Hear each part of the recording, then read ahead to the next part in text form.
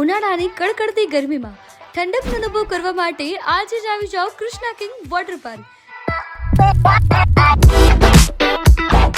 જ્યાં તમને તમારા ફ્રેન્ડ્સ અને ફેમિલી સાથે ફૂલ ડે ચિલ કરી શકો છો. જ્યાં તમે બાળકોથી લઈને મોટા દરેક માટે છે 22 થી વધુ ride, rain dance, rainbow, wave pool અને બીજું ઘણું જ બધું.